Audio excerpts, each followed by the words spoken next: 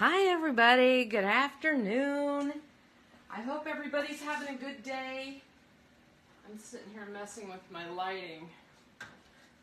We lost our sunshine. It's really warm outside, but I think it's gonna rain. So anyway, I've had a couple of requests for showing watercolors, and so I thought good time to show it because I got one request quite a while ago, and then someone reminded me of it last week. So it is time to show. I am not a super expert at watercolor, but I'm good enough to get by, and I have taken some art classes with watercolor. I just find watercolor to be a little tricky. So these are the Close to My Heart watercolor paints. I'm showing you a brand new set because my set is pretty grungy, and I just leave it that way. But when Close to My Heart came out with this watercolor set, I noticed that Michaels has a set just like this. Hi, Denise.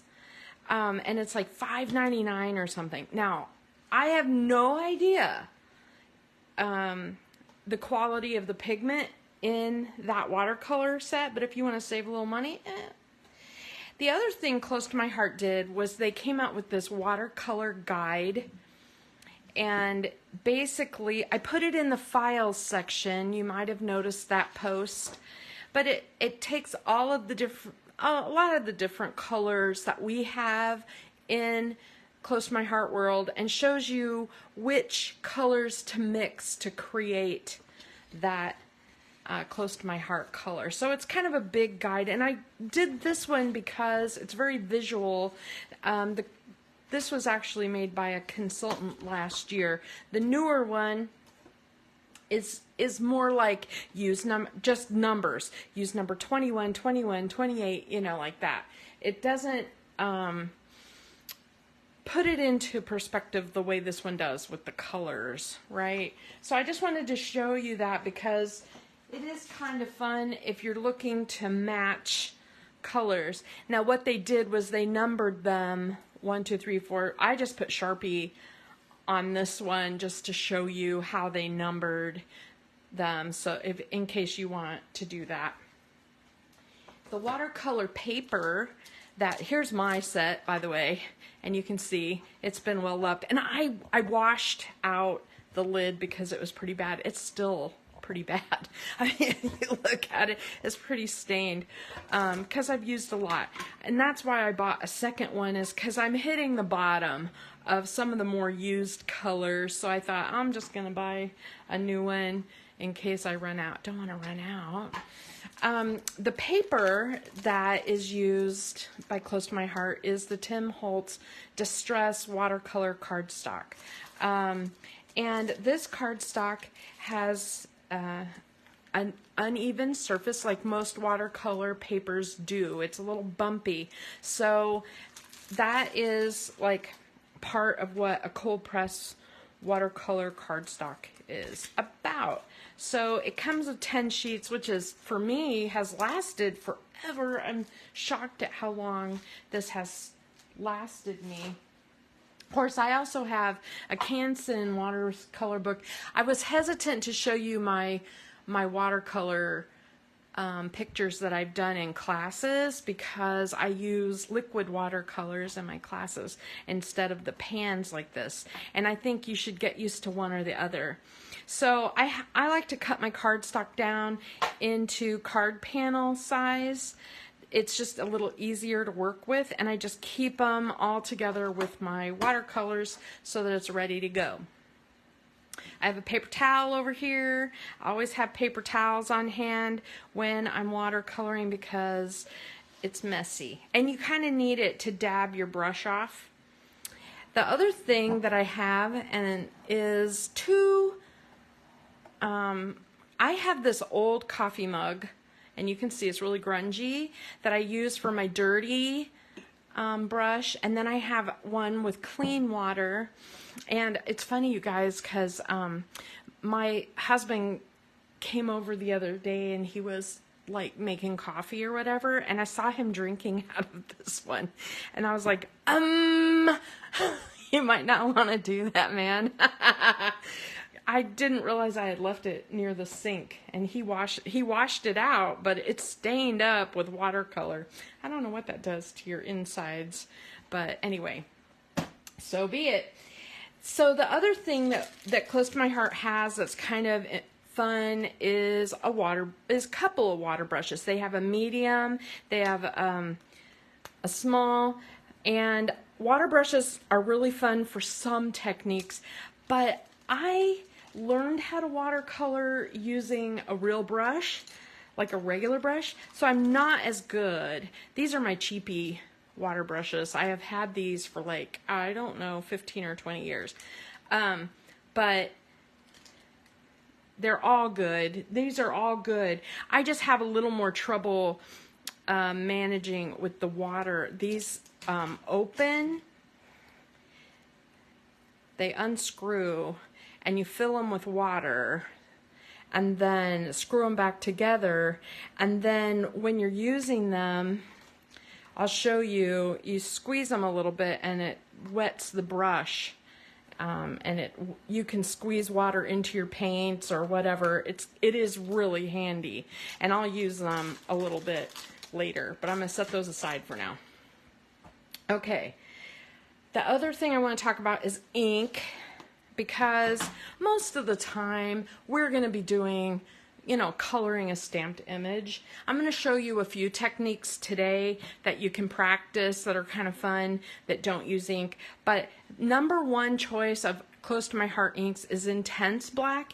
It's really good for, it's a solvent-based permanent ink. It is good for watercolor or alcohol ink. So it's fairly dark. It's not the blackest black, but it's pretty good. It's great for watercolor. So this is what I use. Archival Black is a super black solvent permanent ink. The only problem I have with this, the only problem, is that it stains your stamps. Now, I personally don't really care so much if my stamps are stained black, but it is virtually impossible to remove that black unless you use one of the super duper solvent permanent ink removers, and I just don't like to use those on my acrylic stamps if I don't have to, but this is really great for scrapbooking, for watercolor, so those are good. Now the other black we have is just a normal black ink. Every time I pull out a colored ink, it is this dye-based, water-based ink. The only problem with it is if you get too much water on there, it's just going to bleed, because it's water-based, so, you know, you're going to have issues with that. So I would recommend the Intense Black if you're going to do this. Now, there's other brands out there. VersaFine is another one that's really good for watercolor. Any of the hybrid sort of pigments that, you know, they're starting to come out with a lot of those hybrids and pigment inks. Okay, so I want to show you a couple of techniques. The first one I want to show you, this is normal White Daisy cardstock. You know, the difference between the two is that it's watercolor paper is thick and pressed in a way that it can absorb a lot of ink before it warps and does crazy things. It's made to accept ink. White Daisy or water, you get this wet, it's gonna warp and bubble on you. But there are a few things you can do. Now, the brushes I like to use, I have a number 2 brush and I have a number 6 brush. These brushes are all I've ever needed. I've done a lot of the Let's Make Art classes. I did those classes for like 3 years, and I have another year subscription that's sitting in my closet that I haven't touched yet. But I just wanted to let you know that, gosh, those online, those are really fun, and they really teach you a lot.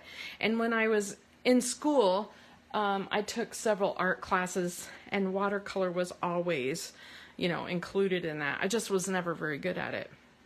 So we're going to start with dry brushing because our paints are dry, our brush is pretty dry. I dampened it with water, and then I'm going to tap it off on the paper towel. For dry brush, you want it a damp but not wet, okay?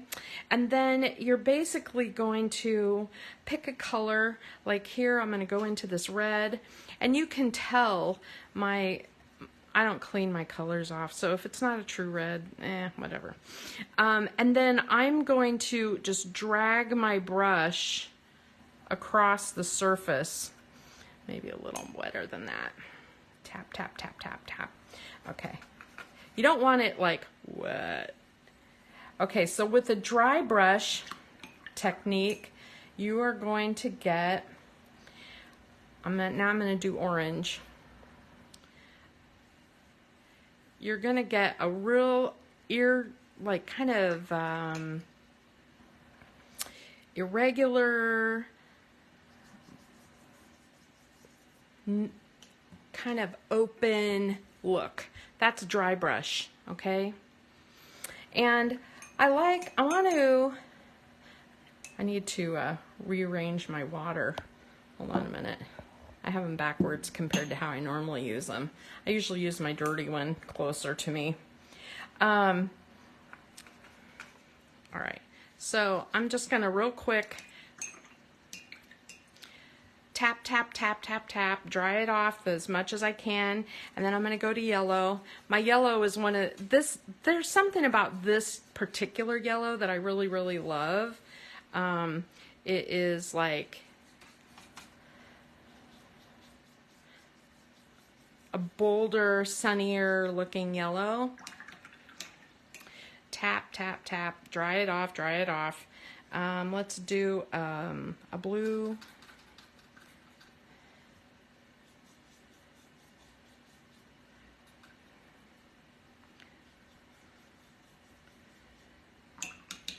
Rinse, dry, and now we'll do a green.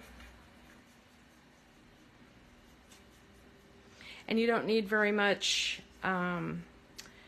pigment on your brush for a dry brush technique. You want that kind of scratchy open look. You know, some of the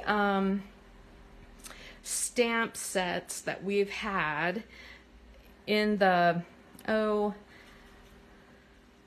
know, about once a year they come out with one of those stamp sets that has all of those squiggly lines and blotches and dots and stuff like that. And this resembles that, like if you took a yellow ink pad and stamped that one line. So that's dry brush. Now we're going to do something with that. I'll do something with that with the stamp of the month because I can't wait to show you that. It's really cool. I'm going to set it aside to dry, and we're going to go on to number 2. So our second technique, I'm using actual watercolor paper for because it'll hold more water. And ideally, when you're going to do what I'm doing, you would tape it down. I have because you don't want it to warp and all of that, like you would tape it on all 4 sides, and it holds your paper nice and like firmly to the table. I'm just going to tape it on a couple sides. Okay, so now I'm going to do 2 different types of washes. So one of the things that I have nearby is my water sprayer. This is one from the Dollar Tree. It doesn't matter, you know. I have this old one that Close to My Heart used to sell. But basically what you want to do is get your paint wet, whatever colors you're going to use. Now, I have no idea what colors I'm going to use right away, so I'm just going to wet them all. And I'm just spritzing water in them, and it gets them a little bit liquefied, right? Okay. And the first thing I'm going to do, we want really wet. So let's do a dark purple. That's right here. Make sure I'm in camera. adding color to this, and you can see I have a lot of color on my brush. And basically, I'm just gonna swipe it across, and the idea is to keep wetting your brush and having it flow downward, and that's a gradient. If you want it all the same color, you can keep adding water and keep darkening that so that you get a wash, right? So that is a regular wash. Now I want to show you wet. So I'm just taking, okay, I washed my brush. Now I'm going to go in my clean water and I'm going to get my whole paper wet. And the idea is to have it wet enough so it kind of glistens, you know, just enough water so the surface is damp. And you can kind of tell if you squat down and look, you can kind of tell that your surface is pretty wet. And then you're going to take your next color and go across it. Now, when you do a wet on wet technique like this, look at the difference in how well your colors blend and how cool that technique can make your page look.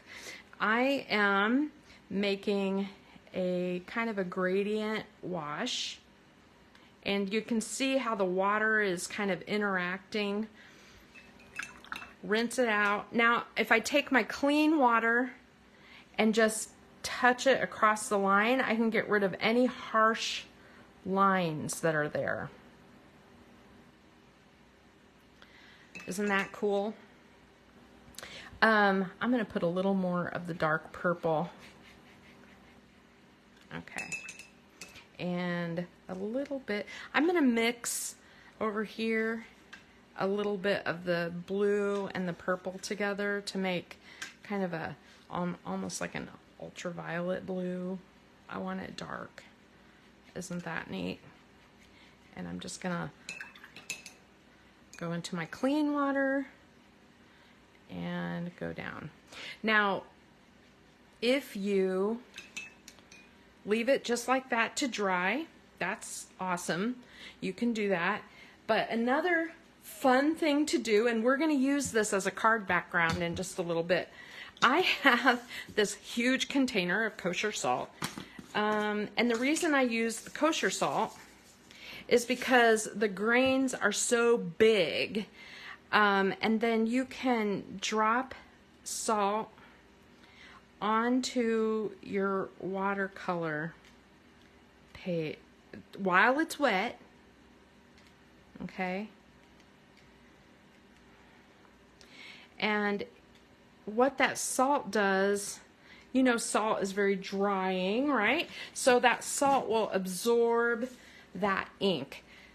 Okay, now, while that's drying, I could use my blow dryer on it, but you'll get a much different look than if you just let it do its thing. And ideally, I have like an old clipboard that I use where I could leave this taped down and then, you know, just leave it on the clipboard to dry all flat. But I'm just going to set this aside with my other wash to dry. Fun. Okay. The mat I'm using is my all-purpose mat. It is a slicky surface, and you can get stuff on it and wipe it off, and it doesn't like stain, and it doesn't ruin your counters and stuff like that. So the next thing I am doing is, let me grab the stamp set. This cute dragon. Once upon a time, it's the storybook scrapbooking set, and I just think, you know, I have no use necessarily specifically for it, but I had to have it. I don't know. But I went ahead and I stamped that cute dragon in the intense black ink. okay? And I thought we'd go ahead and color him today using our watercolors. And since our background sky for him is going to be this purple blue color, it might be neat to make him kind of coordinate with that. So, all right. Washed out my brush. I always start with tapping my brush on the paper towel so it's damp, but it's not drippy wet at all. I mean, not at all. It's almost dry. And what I want to do is mist again. I'm going to use some greens to make my dragon. So I'm misting my watercolors. I'm going to move this up so you can see the greens. I want to make sure everything's in camera. There we go. All right, so the first thing I'm going to do, I'm going to use my clean water and I'm going to get some water put into this light green. I want this light green to be fairly low pigment. The more water you add, the lighter the color is going to be. As a matter of fact, these little wells over here are great for that. So you could, you know, for example, start by using your spritzer and just filling it with water. That one, I have it turned weird, but it doesn't want to fill. Okay. Sometimes I just fill several of these wells with just plain water so that when I'm ready to mix in, see, it kind of turns it into a really light colored green puddle. Now, I'm going to rinse it off, tap, tap, tap. I don't care if there's a little on there, but I don't want it soaking wet. And I'm just going to do an all over kind of green wash all over my dragon, because I want him to be green. We're going to do some shading, but we're going to start with him being light colored all over. I colored him the other day and I realized I forgot his arms. It was like I did everything but his arms. It was like, what is wrong with me? Okay, I'm picking up a little more of that green. I'm going to put it in my puddle, a whole bunch. Now I want it higher pigmented, right? And I'm going to add just a little bit of a darker green to that green, just to make it a little bit of a darker color, okay? And then I'm just going to start putting that darker color down where I want him to be a little darker. I like his face being light. The other thing is, okay, let me show you. You might notice I'm fairly sloppy. That is how I am. So one of the things you may notice here is now I have these harsh lines, right? So if I take my brush and I'm almost got it dried off, tap, tap, tap, and I go back over it with just a little bit of a damp brush, I can smooth out those lines, no problem. Rinse, tap, tap, tap, and I just go into that color a little bit and smooth it out. The other thing that water does that's kind of cool is it acts like an eraser. So for example, I wash my brush is cleaned off, it's damp but not wet, not super wet, and I had, like, this is too dark for me. So I can go in and use my water and lift some of that color. Do you see that? See how his face is lightening back up again? So if I want highlights somewhere, I can do that. Like, oh, I don't think I want his body that dark after all. I'm just going to lighten that up. See how you can do that? That's just with a wet brush. You don't need a special eraser or anything. So that's really cool, right? I want him to be a little bit bolder. So I'm going to go into, let's see what this color looks like. Well, that's bolder. Yeah, let's do that. All right, so I am going to take some of this color and add it into my green. Rinse, tap, tap, tap, and just a little bit into that. And now I'm just going to shade him. One thing about stamps is they kind of show you where to put some of the shading, which is kind of cool. Like you could shade him wherever you see those polka dotty lines like this. And notice I'm just tapping color on. Tap, tap, just like that. And I kind of like the idea of his back being a little darker, because that's going to be up against that purple and blue, right? And I think he would be a little darker down here on his nose. Okay, so you see, sloppy, sloppy, right? Rinse my brush, tap it in the clean water, and I'm drying it off a little bit. And now I'm going to soften those lines a little bit. I'm just going over it with a little bit of water.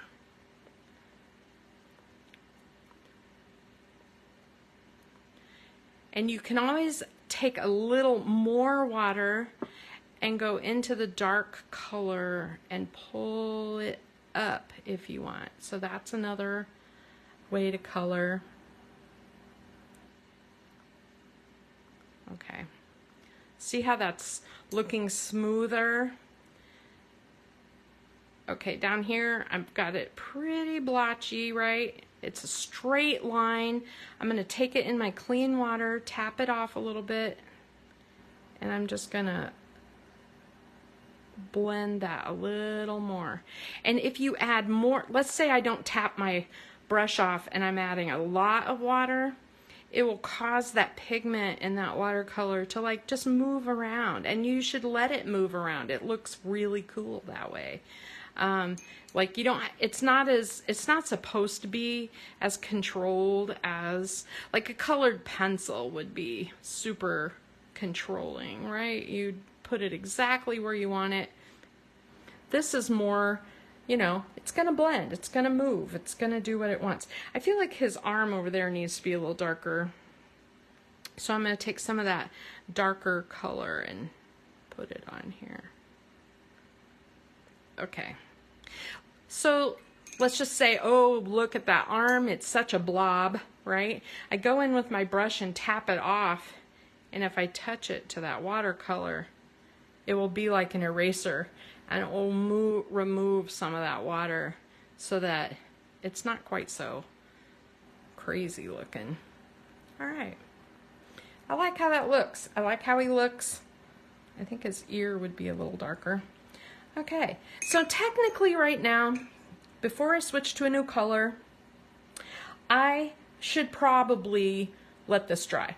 Like hit it with my heat tool, because if I add pink or purple to this thing, it is going to run with the green, right? The other thing is, or you could just wait. I mean, that's what I usually do. I just work on something else until that's dry. The other thing is if you take water and you put it back into the ink, you can reactivate it again. Look at that. See what I mean? So you got to be careful not to touch your other colors too much, or you're going to end up with mud. Okay. Let me make sure you can see everything. Okay. All right, so my brush, clean water, tap, tap, tap. What color am I gonna use next? I think I want purples on his belly.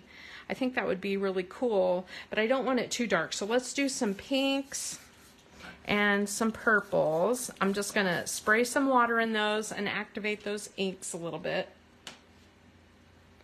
And I'm gonna do just like I did before. I'm gonna start with a pink, and I'm gonna put it in one of those water puddles that I made. And I think I'll use the, lighten it up a little bit. I like that color. I think that color is good. Yeah. Okay, so I'm gonna rinse, tap. I'm gonna go into my color that I've mixed over here, and I'm just going to real light kind of do a wash over his belly. Now, if you feel like you can't, you just hate staying in the lines, like look at me like all over the place, you could emboss this. You could emboss this, all right? So if you use black embossing powder or black ink and clear embossing powder, you get more definitive spaces, and you don't have to worry so much about your colors mixing together. Okay, so I have this pink that I mixed over here, and I'm gonna add some purple to it and make it kind of a purpley pink. I don't want it to match our wash background exactly, but I wouldn't mind having a little more of that color. Okay, so the reason I wipe my brush off is because when you pick that up, you don't want your brush so wet that you're leaving big puddles all over your picture, right? Like this is even pretty blotchy looking, but like I said, you can always use a drier brush to pick up that ink. This is where I'm going to show you exactly what I'm talking about, because all right, so here's my dragon. Rinse my brush, tap, tap, tap it off, it's dry. Now, see, I want my wings to look pink still. So if I run my brush over those pink areas, it acts like an eraser and lifts that purple off of the page. Okay, see that, how I erased that? And then here, I just want this to blend a little more, so I'm gonna add a little more water to this area. So it's not just a harsh purple pink line. Okay, cute, right? I feel like the wings need more definition, and so I'm going to go into my darkest purple, and I'm going to add that to my other purple, my purpley pink. Okay, let's see what that looks like.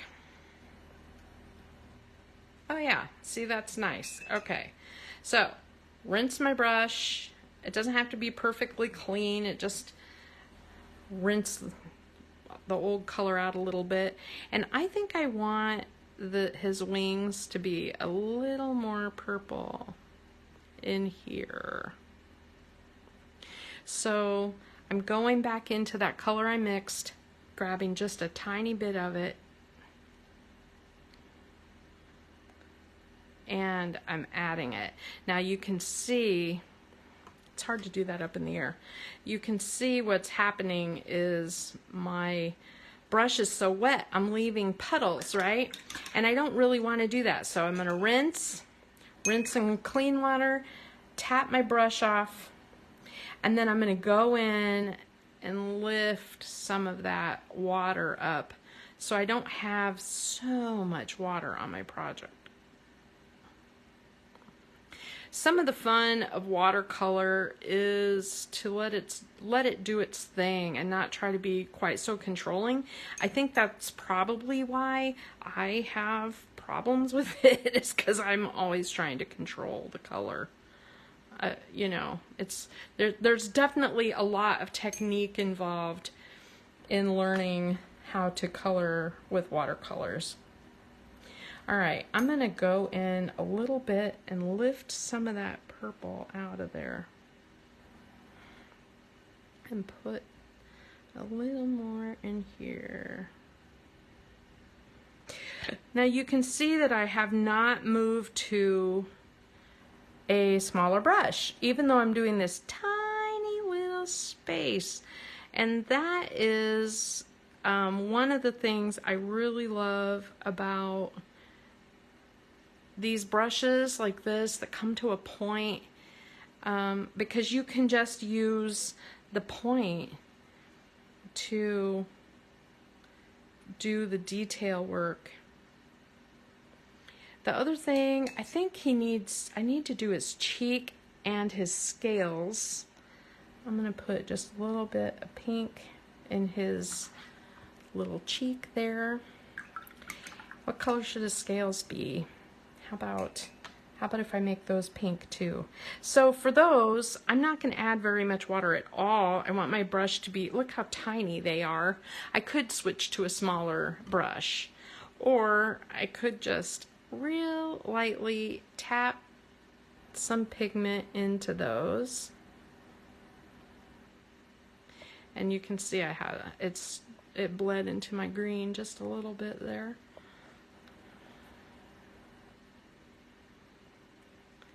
I hope my camera is focused. It is really hard to do this up in the air, but I'm trying to kind of show you detail, and that's hard to do with the iPhone.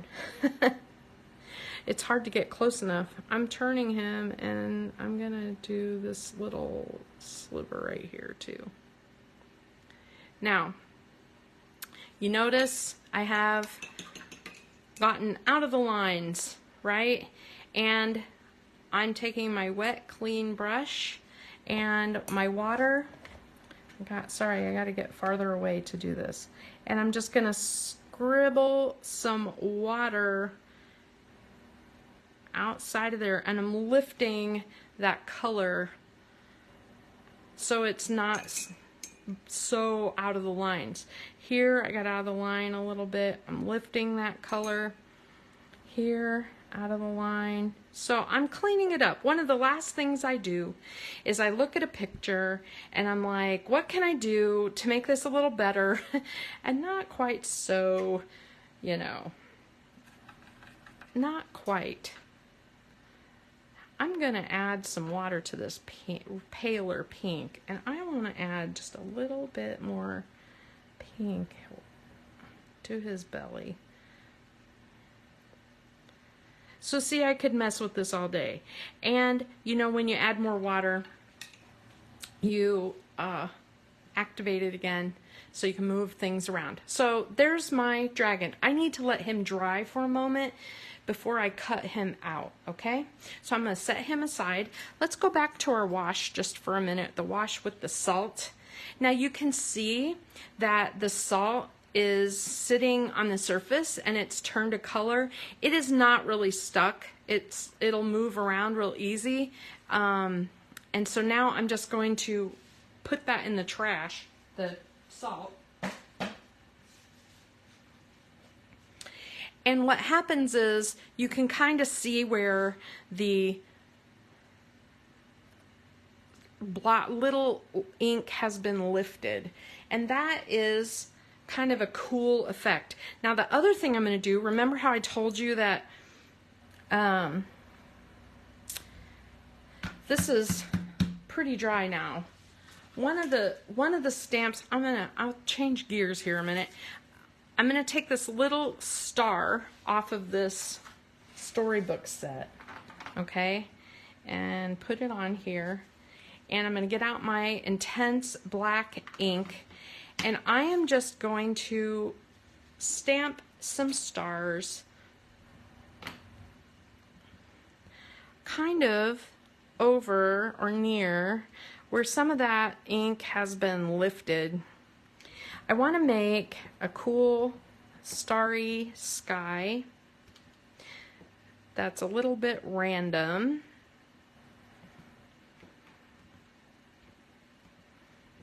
Okay, let me clean off my stamp and put my ink away before I make a mess. All right, now I want to play with this background just a little bit. My brush is clean, it's just barely damp, okay? And I want to add some color to these stars, but I don't want it to be, well, I'll show you. So I'm going to spritz into my yellows, and I'm going to put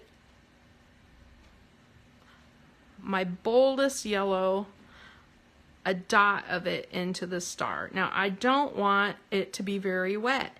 I just want a blotch of color in each star. And notice I'm not taking special care to be like coloring in each point. I'm just making a dot on the star.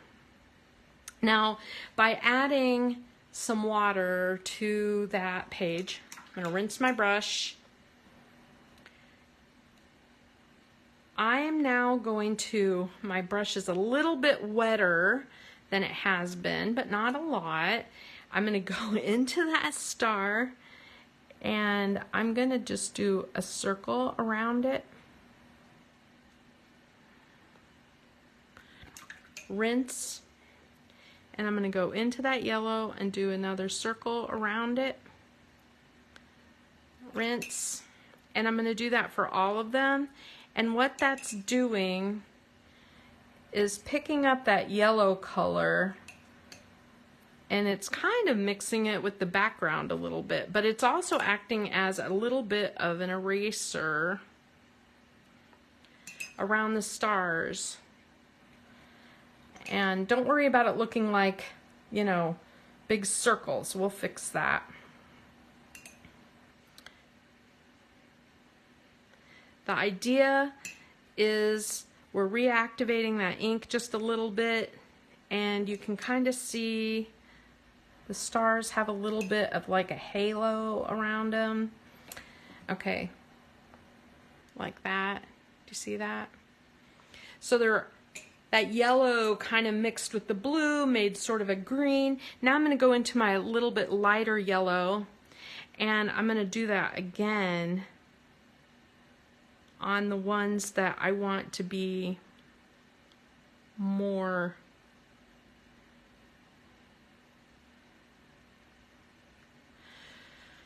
okay. A little too much there. I had to lift that a little bit. Okay. So this is kind of I'm just playing, okay? And I'm making kind of like when the stars shine, and I could let it dry just like that, or I can take a dry paper towel and tap it off, and you end up with like what I call star shine, right? Now the only part of this I don't love is this dark purple around the edges, so I'm going to put it in my clean water, and I'm just going to re-swoop some of that.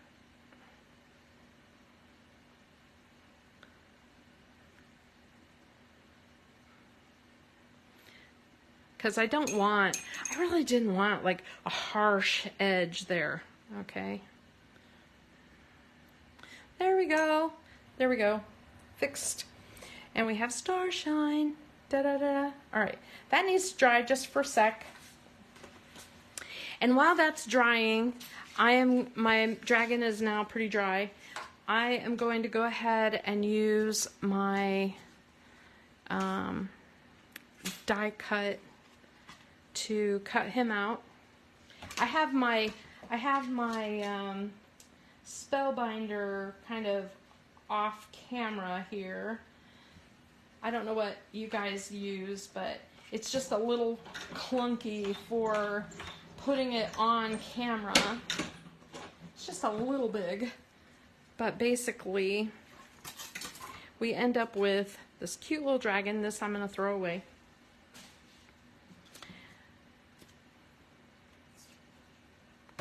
Cute, little dragon. Isn't he sweet? And he is going to go onto our Starshine card base. I'll tear around it. I might put it onto Sapphire, and then I'll put one of the messages on there. I mean, I just love how some of the messages, some of the hello and thanks and some of the big messages, something right there would just be amazing. Love you to the moon and back, or whatever. It's just, I just think he's super cute. Isn't that great? So there's one idea for him. Now, the other thing I want to show you is this. I have another way to make bricks for the back of the dragon. Let me pull him over again. You know, I have a couple of dragons here. But if you wanted to make a brick wall, like a castle wall behind your dragon, you can do that with watercolor.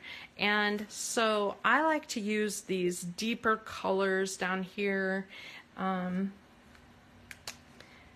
me see, what do I have left? Oh, I have one more project left after this I really want to show you. So let me just show you this really quick. So what I like to do is I like to use, let me move things over. I have my water here that's just clear water, and let's make all of the bricks this kind of light brown color. And I'm leaving my brush wet, and basically, you know, you just swoop like a brick across your card, and then remember the second row would be offset. You don't want them to touch, okay? And then the next part would be taking one of the darker colors and mixing it into your brown, right? And then you can, while it's wet, tap it into the brick. And remember, every brick is a little bit different color, shading. I tend to do one side in either the bottom or the top because it depends on how you would look at the brick, right? But I do it like this. And then I take another color like this. This color is sort of a deep, inky, blackish brown. It's got a little green in it. All right, I'm gonna rinse my brush a little, and I'm just gonna pick it up and I'm gonna kind of splotch it around the bricks.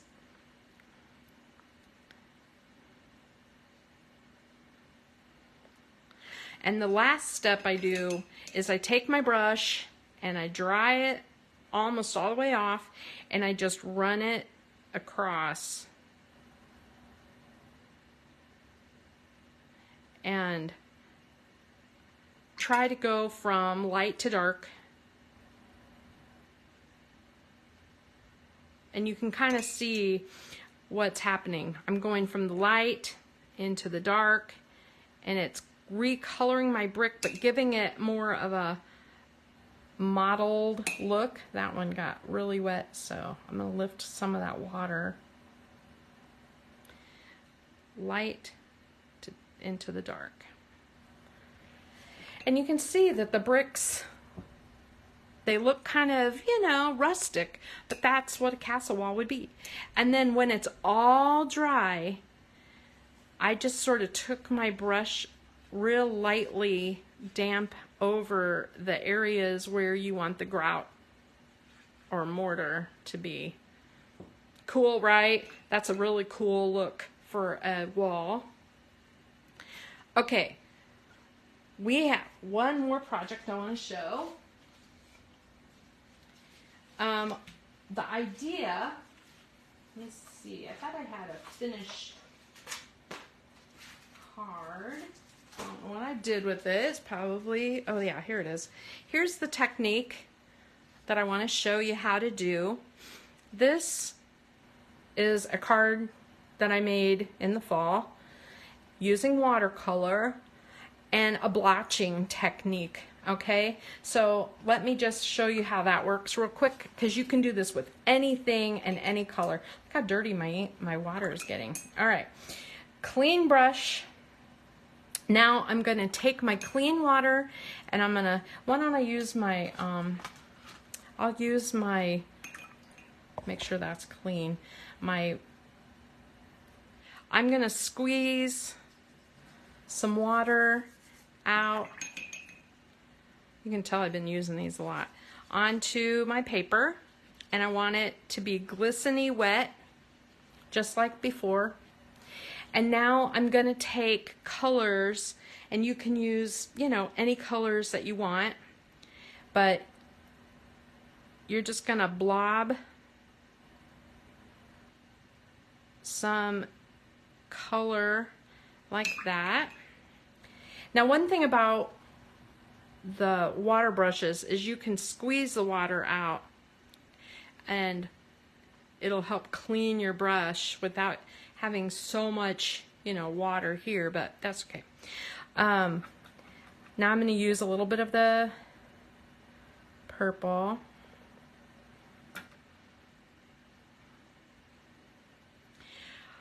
The cool part about using this water technique like this is that you can let the watercolor do what it wants to do. It can, you know, move the way you want it, the way it wants to.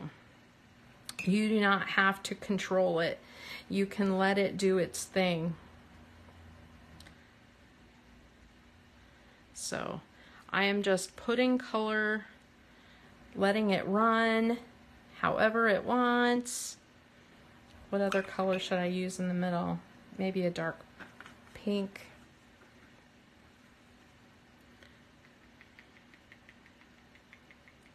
And I'm just, so I call this the blobby technique because we're just blobbing it on, right? Okay, so the main thing is that you have enough color to color your die. So a lot of you have this giant butterfly die from the You Are Enough collection last year. It was like a special. And the idea is then you can just put this on and cut it out. And let's just say you're like, ooh, you know, I don't really love how the blue is so bold there. Just add water. Add more water. And look how it just does its thing. It'll just do whatever it wants to. It'll just move and mix. And it doesn't have to be perfect. There's a lot of these kind of techniques like this, and especially if you have one of those big outline dies. Okay, I'm going to dry it off a little bit with my heat tool. It's kind of moving that water around a little more.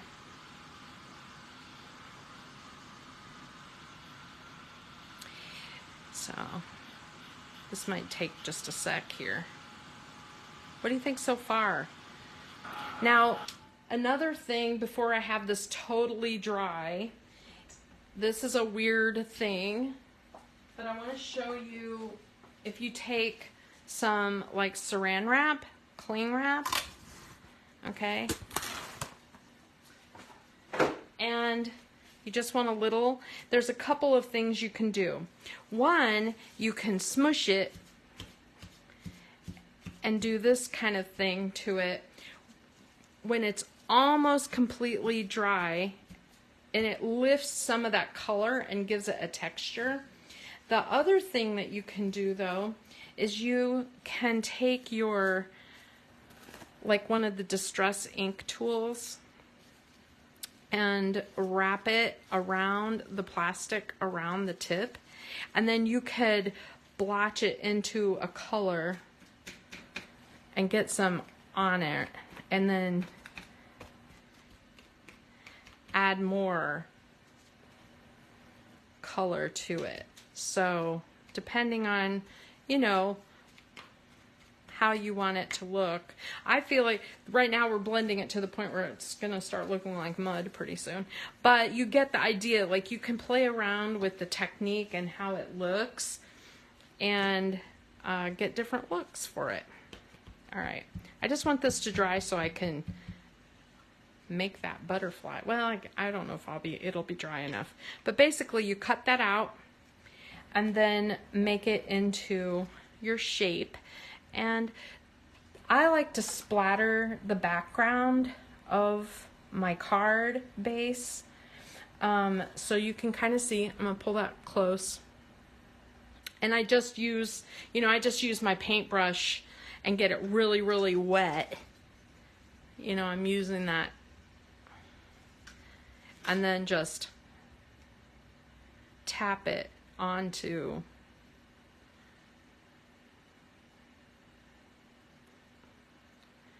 your card base. So it gives you like another cool look. Okay, I hope that is I've been on here for about an hour, so I hate to go much longer, but I wanted to show you those techniques so that I can show you kind of what that'll be looking like on a card. This dry brush one I want to use with the stamp of the month, and basically what I'll do is I'll take my, like the hearts and stamp them across the red in red ink. I'll actually use ink, not watercolor. And then, maybe for the orange, I might do, the rainbows, or the blue, I'll do the umbrellas, the green, I'll do the boots. And, so you get like, I'll do this off camera and I'll post a picture of it later. And then I want to show you let me move my water. I want to show you two layouts that I did. The Japanese market for Close to My Heart was started about a year before COVID, and it just didn't allow the consultants, the makers there, to expand enough before they had to shut down. And so one of the, let me raise this a little bit. One of the Japanese makers, a couple of them actually, have been posting their artwork. And one of the things that they did that I thought was really cool, and they did it nice and subtle and soft. Mine's all dark and bold. But they took this stamp set, and I've shown this before on a card, and this one is called, I don't remember the name of it, Floral Sentiments. It has all these little parts, and they did a wash. They did a wash of. They actually used the ink, the stamp set that had the ink. So they inked different colors across, and I decided to do it with watercolor. So I did a wash, and then I inked the stamps ahead, above, and below it. And then just to see how it looked, I wanted to use the Daisy Daisy special stamp set. And so that's the second one. I did the same sort of thing here, and you can see I used that cling wrap pounce technique on the top of the colors, and yeah, they look kind of messy. They're supposed to be a little bit messy. And then I used the Daisy Daisy stamp set to stamp some of the flowers and the greenery above each color in that color. And I thought, this looks kind of cool. It's a little bold for me, but I decided to use the Life is Beautiful And I thought that looks really nice on there. And I cut out one of the daisies and watercolored it. I thought that looks good there. And I have a couple of photo mats. These are just in linen, which is like the lightest color of gray that we have. And I have a couple of black and white photos of me, Steve, and Jen. And I do not know why I did not bring them over. Duh. They are next door. But I will put those on and I will show you what those look like. But I just thought, wow, these are really cool. And what they did, even kind of cooler, was they made their photos the same width as the stripe. So they made them like 2 by 3. They made them very small, narrow photos and put on like 3 of them on here. But I need a little more space. My photos, I like them to be a little bigger. So this is how I'm planning on doing it. We'll see how it ends up looking when I'm done. But I'll post the finished one when I get my photos put on it. I do really like how this looks. I thought about adding black to it, like a black matte, but it really changes the whole thing changes when you start adding black to it. You lose some of the softness. It looks cool, but you lose some of it. So I could even add my cool butterfly to it. That's almost dry. I could cut that out now. Okay. Woo! Tell me what else you want to see. I noticed there's not as many people watching lately.